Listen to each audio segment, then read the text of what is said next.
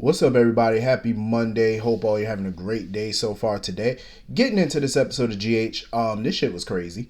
Um, I was feeling that Spencer and Trina scene. I liked it. I totally enjoyed it. I felt like it needed to happen. I felt like him and Trina needed to have that conversation, even though it didn't go the way Trina was hoping that it would go. She went there for clarity. You know what I'm saying? To see if they could salvage something in their friendship or their relationship or whatever. And she really wanted to hear from Spencer. And this is what I was saying even during the trial. She knows how Spencer feels about her. I believe she knows that. The thing is, she wants to hear it from him, out of his mouth. She needs to hear the words. You know what I'm saying? And he's really not giving her that. He's not giving her those answers. Like, for whatever reason, he's not telling her how he feels. Maybe, I guess that's because that's not how he's built. You know what I'm saying? He doesn't talk about feelings and stuff. But I think Trina could be that person to break him and get him to, get emotional. Because some dudes are like that. Some dudes are really like that. They don't talk about their feelings. They are the type that they don't tell you how they really feel. Like, oh, I'm in love with you, you're the wind beneath my wings, you're the, they don't do all that stuff that some people might say is corny or sappy. They don't tell you that. What they do is they have their own way of showing it. You know what I'm saying? I think a lot of what Spencer has done was his way of showing her, this is how I feel about you. This is, I love you. You know what I'm saying? Without him having to say it. But Trina's not going to go for that all the time. I think she loves the fact that he's showing her, but she also wants to hear it too. You know what I'm saying? Showing is good. That's great. You know what I'm saying? But she also wants to hear the damn words too. Because showing something sometimes is just like, some people got their funny way of showing things. A funny way of, showing you that they love you. You know what I'm saying? So I think from, her perspective, she need that clarity. She need to hear it. Because she already told Spencer, like, he knew how she felt about him. He knew. But he just keeps, dodging returning that same sentiment to her. And he had to break it down to her. He was like, listen, I'm just not wired that way. Like, I don't express my feelings in that way. That I'm just not, a talkative, emotional kind of guy, like where I tell you how I feel. And I can't say that I blame Spencer. I totally get where he's coming from, because if you grew up in the family that he grew up in, they don't really express their feelings. They really don't. It takes a special kind of woman to get the Cassadine men to open up like that. You know what I'm saying? With Nicholas, it probably took Gia, maybe more so Emily, I would think. That, get him to open up about how he feels. Because even Nicholas has his way of showing people that he loved them. Look at how he does with Ava. Like, he loves her and he tells her, but he also has a crazy ass way of showing it too. So like father, like son, I guess. But I'm, like I said, I'm glad Trina and Spencer had that conversation. I really am. She was still pissed at him for how he went about things, but he let her know, like, listen, I always believed in you. I always believed that you were telling the truth. I just couldn't tell you what I was, planning, because I needed to play Esme at her own game. I needed to manipulate her. I needed her to believe that I didn't care for you and I really cared for her. I had to play her. You know what I'm saying? And I get where Trina's coming from. That's all well and good, but lying to somebody to protect them, sometimes it makes things that much worse, because that shows her, like, oh, you think she's made of glass and she'll break. Like, she can't handle certain things, like the truth. You know what I'm saying? Like, she wouldn't have had your back, or she wouldn't have played along with you had she known the whole story. You know what I'm saying? Like, you didn't trust her enough to be honest with her about what you were doing. So I get both sides. I definitely get both points of view, because what Trina was saying was true too. You know what I'm saying? It's a trust thing. You know what I'm saying? When somebody's, playing this person or whatever, they trust you enough to let you know, like, yo, don't get, offended by anything I say or do, because it's just me going along with the script. So that way she would know. Because Trina has been on an emotional roller coaster these last few months because of Spencer and Esme and stuff like that, because she really didn't know what the hell was going on. So her emotions have been all over the place because of this mess. So I get where she's coming from. Even though she felt like what Spencer did was wrong, she respected it, and she came to terms with it. She's at peace with that, because even though what he did was wrong, she appreciates him doing that for her. You know what I'm saying? Because he stuck his neck out there for her. You know what I mean? So I thought it was pretty dope. And she just pretty much has a hard time seeing him in Pentonville and stuff like that. He didn't think she cared. And that's when she kind of lashed out at him like, of course I fucking care. I'm loving the scenes between them. Because at first I didn't really want her going back to Spencer. But in a weird way, you can see how he really do care about her. You know what I mean? Like, he really does care about Trina in his own little warped Cassadine way. Um, Obviously, her mama and them ain't gonna be happy if she ever, slid back over on that side and tried to get with him. Like, obviously, Portia and them wouldn't be too thrilled. But you gotta live with, you gotta live for you. You gotta do what you want to do. You know what I'm saying? You gotta make your mistakes. Even if her getting with Spencer is a mistake, that's her mistake to make. And Lord knows what the shit Portia got going on, she can't even begin to lecture anybody about who they choose and what they do. I'll get on that in a minute. But it was sad though, how Spencer pretty much just, said goodbye to her and stuff when the guard said it was time's up. I love those scenes. I really did, because I could see them getting together soon. Hopefully though, if Rory is who he say he is and he's really on the up and up, I'll feel bad for him too, because I think he really does like Trina. But I don't know his motivations. You know what I'm saying? Like, we don't know nothing about Rory. Mama, daddy, where he come from, we don't literally know shit about him. Even though I was pulling for the two of them, because I like their chemistry. But I don't know. Spencer and Trina, they just do something. They just got that crazy chemistry. I ain't even gonna hold you. They really do. So anyway, moving on from that. Portia really thought Jordan was gonna, lecture her about the whole paternity stuff again, and she was like, "Oh, I'm sick of you being in my family business." And I'm glad, like, Portia realized, like, first of all, calm down. Second of all, Jordan wasn't really here to lecture you about that at first. She was there to bring you up to speed on Esme and let you know Esme's back in town and what's going on with that. That's the real reason she wanted to talk to you in private. So she could calm all that barking down, all that tone it down, relax. I do agree with Portia to an extent. I do feel like at this point in time, Jordan do need to stay out of it, because you already lectured her more than once about this, and she's still gonna do what she want to do. So let her do it. At some point, Curtis gonna figure it out. He gonna get some type of proof. So let him figure it out on his own then. Stay out of it. Keep your hands clean. Why get involved? Because obviously Portia not gonna be truthful. So, Curtis was waiting for the results with Marshall and stuff. They finally got the genetics results. And he didn't want to wait for the specialist or whoever to come read them, so they asked Portia to read them. And they were thrilled because he doesn't have, he's in the clear. He doesn't have to worry about being schizophrenic or anything like that, so he's in the clear. And Jordan was wondering, like, okay, so now that you got the answers, there's still that little issue of a paternity test. Like, we still need to know who's the real father here. Like, is Curtis really the dad? You know what I'm saying? And I feel like Portia already know the answer to it. I feel like she does, and she probably just don't want to say nothing or get the test because she's afraid it might confirm what she may already know. But at the end of the day, you just got to pull that Band-Aid off and get to it. So anyway, moving on from that, Nicholas ain't shit. See, he does the same thing that Spencer does. You know what I'm saying? Thinking that they formulating a plan to protect the ones they love, but really you're doing more damage than good. You're doing way more harm than good at this point. Because he got Esme still locked up in that room. This fool Nicholas done boarded up the windows.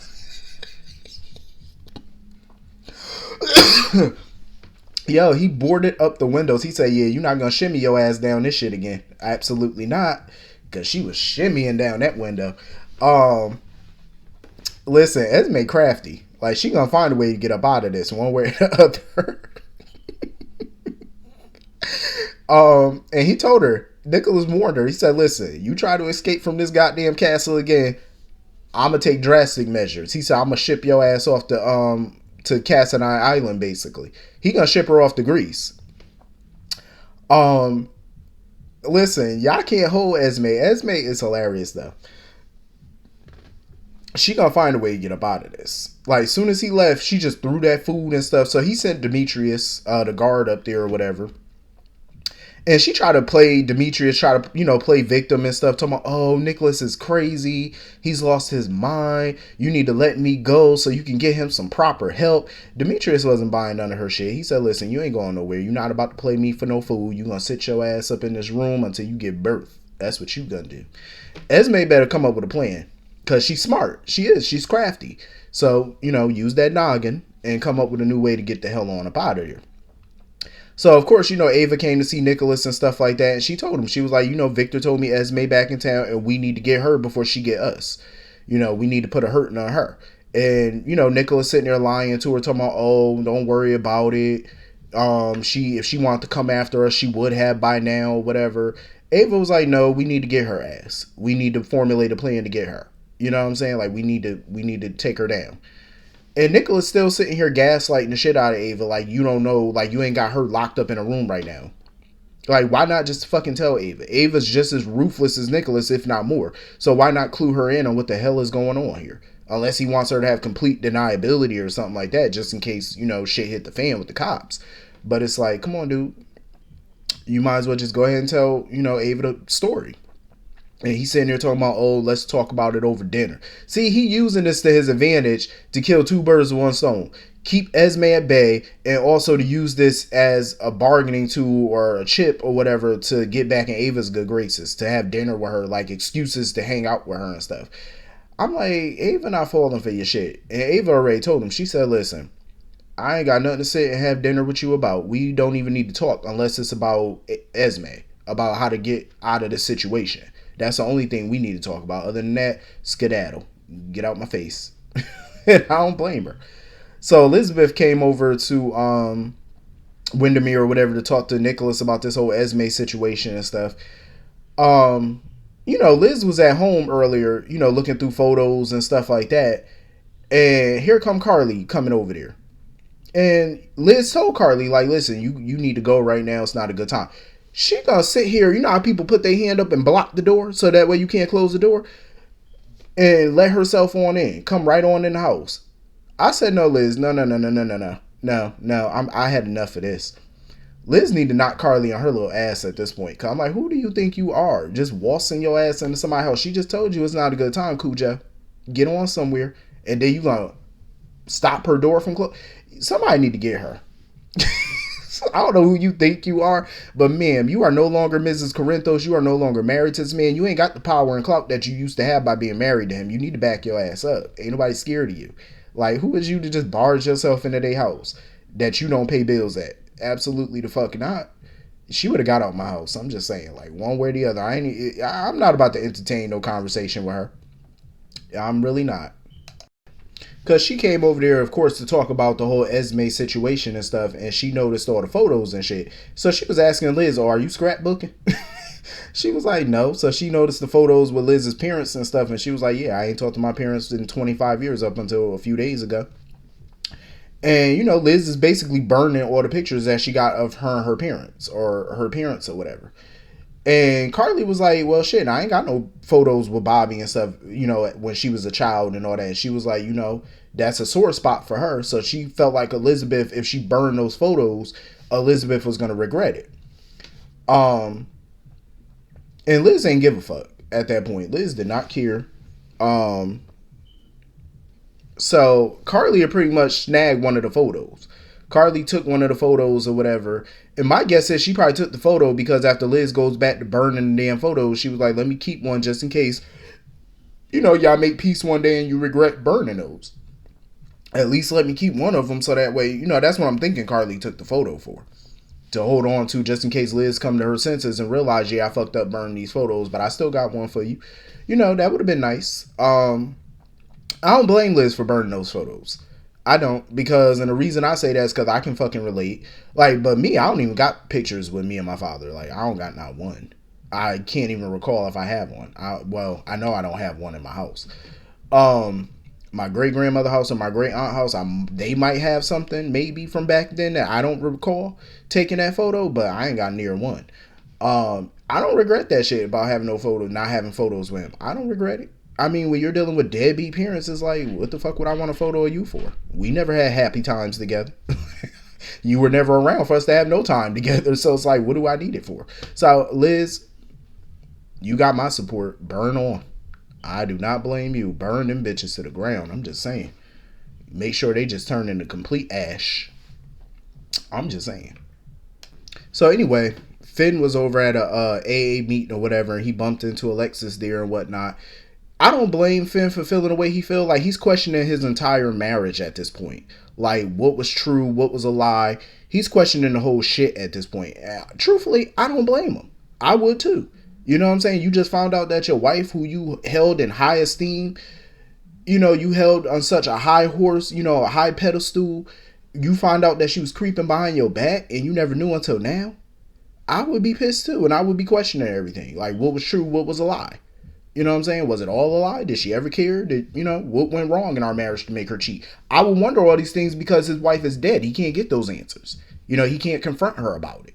You know, so these are just things that's going to go unanswered unless Jeff can fill him in on something that Reiko may have told him. You know what I'm saying? Maybe. But, you know, Alexis pretty much told him, like, you need to talk to Elizabeth. Maybe she can help you or something because staying silent about this is not going to be good for you. I get it, but I don't really think Liz can provide any more answers than what she already did. Honestly, she probably don't know no more about it than what he know. He know everything because of her. So I totally, you know, get why Finn is upset right now. And Finn and Elizabeth, you know, like, their relationship is on shaky ground at this point. And then on top of that, he found out from Jordan that Liz pretty much checked herself out the hospital. He didn't even know she was checked in. Like, that's how little communication they've been having since she's been back. And since she dropped that bomb on him, he didn't even know what the hell was going on with her. That she was even in a hospital with a head injury. Like, he had no idea. So, of course, Finn bumps into Jeff Webber. Well, he didn't bump into him, but Jeff Webber was, you know, at the station, at the nurse's station, trying to check on Liz or whatever, trying to get information or whatever. And he looked at Jeff. I was like, oh, shit. I wonder, I hope Finn confront his ass. I hope Finn knock Jeff on his ass, beat his ass. Finn got doctor money. So if Jeff want to call the PCPD and have him arrested, Finn got money. He could bail himself out. But I say it's worth beating his ass. I'm just saying, I would whoop that ass. I'm just saying, like, you couldn't keep your little ding-a-ling in your pants and you done fuck my wife? I would have busted his ass. No questions asked. I'm just saying, Finn, you need to get gangster. You know, whoop his ass first, ask questions later. That's what I would do. I'm just saying, like, you know, certain situations, you just got to get buck. I'm just saying. So, I don't blame Alexis on the one hand because she reminded Jordan, like, yeah, you still owe me that interview. And Jordan was like, oh, I got you. I didn't forget you. Okay. But Alexis is not buying it. She called Gregory and was like, yeah, we're going to have to make moves because she don't trust Jordan at this point. She felt like Jordan is giving her the runaround on this. And she probably is, more than likely. Jordan probably does not intend to give her an interview or an exclusive on this thing. So Alexis feel like she got to be proactive and find a way to get her own damn exclusive. But that's where Alexis need to be careful because this shit getting dangerous. Like, you are publicizing these letters, you're getting letters from this killer. You need to be careful.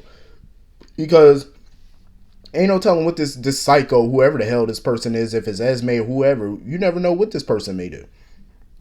They could come after you if you piss them off in one of your little articles and you say the wrong thing. They can come hook your ass in a minute. You might want to be careful and tread lightly on this one. So anyway, moving on from that.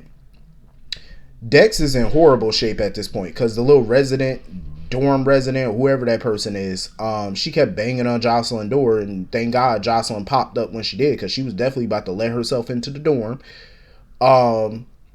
You know, because of the whole bed bug situation, and Jocelyn was like, oh, that's just a rumor I heard, so the lady left.